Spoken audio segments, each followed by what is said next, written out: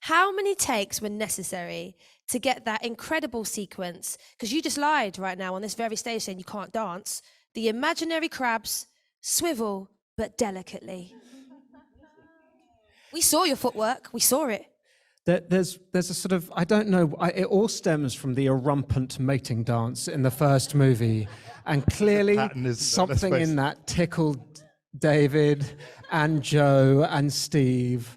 And basically in each film, there is another iteration, which basically is written intricately and detailed in character. And it's basically that Eddie makes a tool of himself for scene.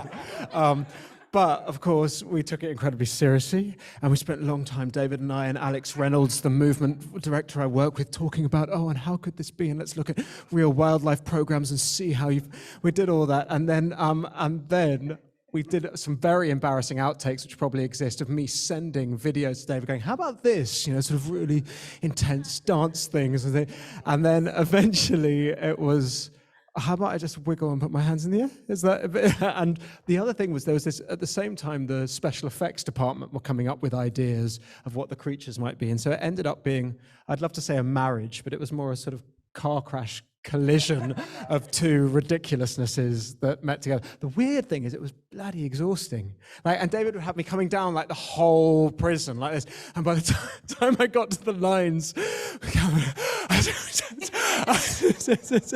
and also I had to hold this lantern. Do you remember, David? I had to hold the lantern, which was weirdly heavy because it was the entire way that I was lighting this huge cave was with this lantern. And I got to the bottom and I'd be like, and there was a physio on set who was having to massage my shoulder between takes in order that I'd be able to do it the next day. Anyway, that's enough about that. It was quite, but it made it all worth it when Callum had to have a go, because yeah. Does anyone have a favourite beast? The chillin'.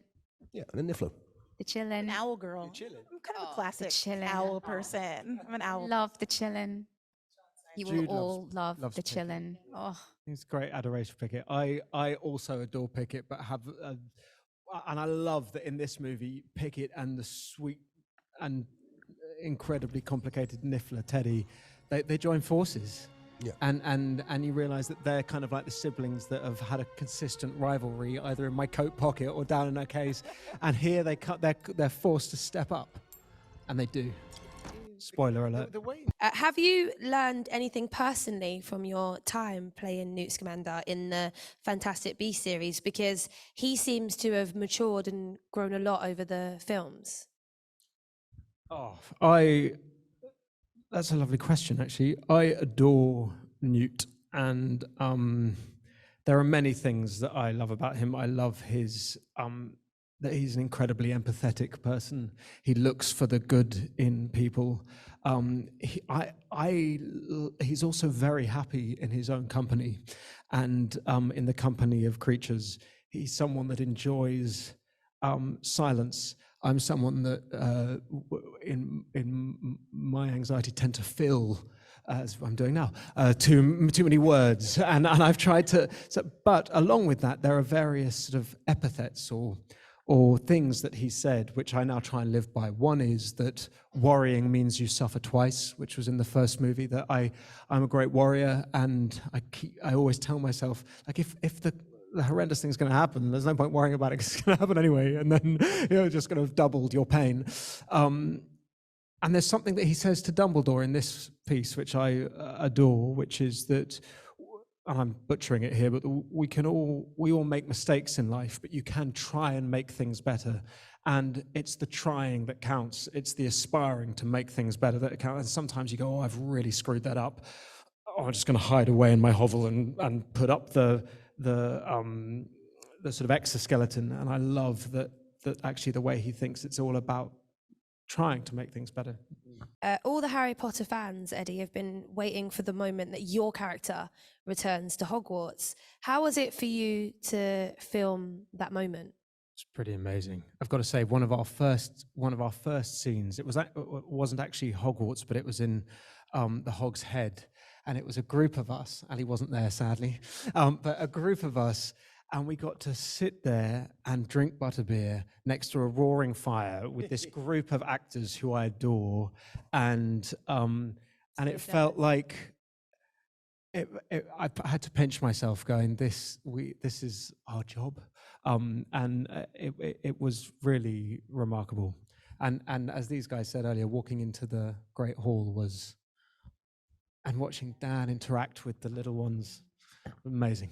Eddie, it seems that in this film, Dumbledore is treating Newt more like an equal, giving him a position of leadership within the team that he assembles. Can you talk about their relationship and how it's evolved and what it's been like working with Jude on his second film? I love the Newt Dumbledore relationship. It's, for me, what I love is that it's got that complexity of sort of master and apprentice, but it's evolved throughout the movies to being something almost fraternal, I would say, in this one, a sort of older brother, younger brother. And there's a moment in this film where Newt even takes it upon himself, sees the vulnerability in Dumbledore and tries to pass on a moment of wisdom to him. So that progression. But what I love about Newt is fundamentally he's an introverted guy and is most comfortable with his creatures and in his own world. But Dumbledore has seen a quality in him that has the potential for leadership, albeit in an unconventional way. And this film, what I love about this movie, it's like a wizarding heist movie in which this group of outsiders all band together with all of us are unconventional, all of us, and the leader is unconventional, and there's a kind of wonder in that. As far as working with Jude's concerned, I adore this man. He was a friend before we started working together, and one of the real joys about working on a series of films is you get to push things. You get to feel so comfortable working with each other that you can kind of push boundaries, I suppose. And also there's a kind of shorthand. So that was kind of joyful in this.